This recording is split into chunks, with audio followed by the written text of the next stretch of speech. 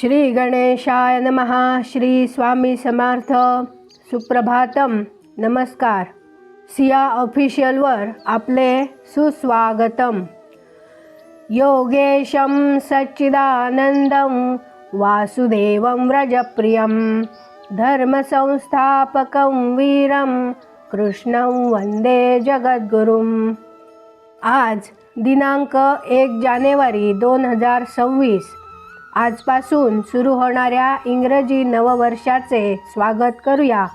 या नूतन वर्षात येणारा प्रत्येक दिवस प्रत्येकाच्या आयुष्यात सुख, शांती, समाधान, धनधान्य, समृद्धी, आयुष्य, आरोग्य, ऐश्वर्य आणि आनंद घेऊन येणारा असावा अशी भगवंताला प्रार्थना करून आजच्या वाचनाला सुरुवात करूया. सर्वांना 2026 वर्षाच्या हार्दिक हार्दिक शुभेच्छा. आज आपण महाभारतातल्या पहिल्या खंडातल्या आदिपर्वातले 4थे पर्व पौलोम पर्व पुढे वाचायला सुरुवात करूया. सौती म्हणाले, त्या च्यवन भार्गवालाही सुकन्येपासून अत्यंत तेजस्वी आणि महात्मा असा प्रमती नावाचा पुत्र झाला.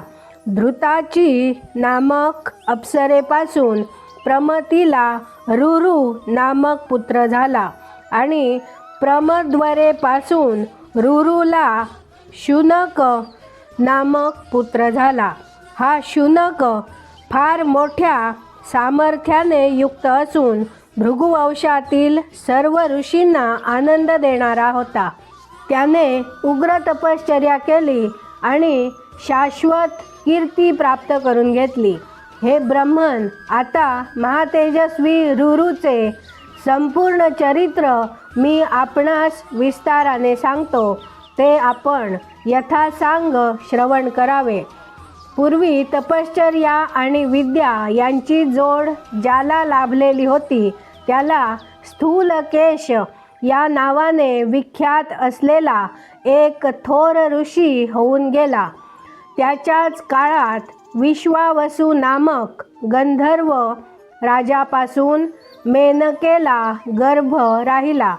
पण त्या विश्ववसूचा गर्भ त्या मेनका नामक अप्सरेने प्रसूतीच्या वेळी स्थूलकेश ऋषीच्या आश्रमापाशी नेऊन ठेवला. स्थूलकेश ऋषींच्या आश्रमाजवळ असलेल्या नदीच्या काठावर त्या गर्भाचा त्याग करून मेनका अप्सरा एखाद्या निर्घृण व निर्लज्ज स्त्रीप्रमाणे तेथून चालती झाली. तदनंतर देवकन्येप्रमाणे दिसणारी आणि सौंदर्याने सर्व जगाला दिपवणारी अशी ती कन्या नदी तीरावर निर्मनुष्य ठिकाणी असहाय्य स्थितीत सोडून दिलेली त्या तेजस्वी स्थूलकेश ऋषीच्या नजरेस पडली. ब्राह्मण श्रेष्ठ स्थूलकेश ऋषीला ती कन्या दिसताच त्याला तिची दया आली. तिला त्याने उचलून घेतले आणि तिचे पालन पोषण केले. स्थूलकेश ऋषीच्या पवित्र आश्रमामध्ये ती लावण्यवती कन्या लहानाची मोठी झाली आणि त्या महाभाग स्थूलकेश ऋषीने तिचे जातक कर्मादी सर्व संस्कार यथासांग पार पाडले. तेजाने, रूपाने व गुणांनी ती कन्या इतर स्त्रियांपेक्षा वरचढ असल्यामुळे स्थूलकेश महर्षींनी तिचे प्रमद्वारा असे नाव ठेवले.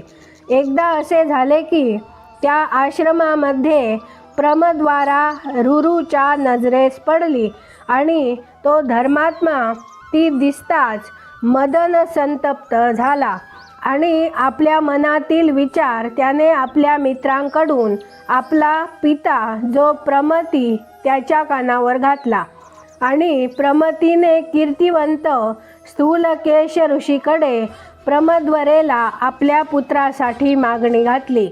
नंतर त्या दोघांचा पुढे उत्तरा फाल्गुनी नक्षत्रावर विवाह करण्याचे ठरवून स्थूलकेश ऋषींनी आपली ती प्रमद्वारा नामक कन्या रुरुला अर्पण केली. यानंतर त्यांच्या विवाहाचा मुहूर्त अगदी थोड्या दिवसावरच येऊन ठेपला असता आपल्या मैत्रिणींसमवेत क्रीडेमध्ये दंग झालेल्या त्या रूपवती प्रमदवरेला पुढे आडवा तिडवा पडलेला झोपलेला भुजंग दिसला नाही आणि जिचे मरण ओढवले होते अशा त्या प्रमदवरेचा पाय काळाने प्रेरणा केल्यामुळे त्या भुजंगावर पडला. मृत्यूनेच प्रेरणा दिलेल्या त्या भुजंगाने सावध नसलेल्या प्रमदवरेच्या पायाला विषयुक्त दातांनी कडकडून दंश केला. तो सर्प डसल्याबरोबर ती प्रमदवरा तत्क्षणी कोसळून खाली पडली. खाली पडताच तिची तेजस्वी कांती म्लान झाली. तिचे सौंदर्य निस्तेज झाले. तिची चेतना नाहीशी झाली आणि तिच्या अंगावरील अलंकार खाली गळून पडले. तिचे केस मोकळे सुटले. प्राण निघून गेल्यामुळे आप्तांना व्यथित करणारी ती प्रमदवारा खरे पाहिले असता पाहण्यास योग्य नव्हती. तथापि त्याही अवस्थेत ती कमनीय दिसत होती. सापाच्या विषाची बाधा झाल्यामुळे जमिनीवर निचेष्ट पडलेली ती प्रमदवारा जणू काही झोपल्यासारखी दिसत होती आणि तिच्या सौंदर्यामध्ये कसलीही उणीव नव्हती. कमलाप्रमाणे कांती असलेली ती लावण्यवती प्रमदवारा जमिनीवर बेशुद्ध पडलेली तिच्या पित्याला व इतर ऋषींना दिसली. इतक्यात सर्व ब्राह्मण करुणेने व्याकुळ होऊन तेथे जमले. स्वस्त्यात्रेय, महाजानू, कुशित, शंखमेखल, उद्दालक, कठ, कीर्तिवंत, श्वेत, भरद्वाज, कौणकुत्स्थ, अस्टिशेण, त्याचप्रमाणे गौतम आपल्या पुत्रासमवेत, प्रमती आणि इतर वनवासी ऋषी भुजंगाच्या विषामुळे गतप्राण झालेल्या त्या प्रमदवरेकडे पाहून आर्तविलाप करू लागले.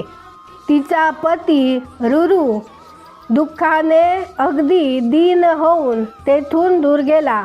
पण ते सर्व द्विजश्रेष्ठ तेथेच प्रमदवरेजवळ बसून राहिले.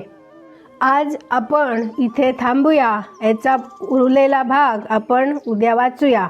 माझ्या सिया ऑफिशियलला सबस्क्राईब केले नसेल तर आत्ताच सबस्क्राईब करा. बाजूच्या बेलवर क्लिक करा.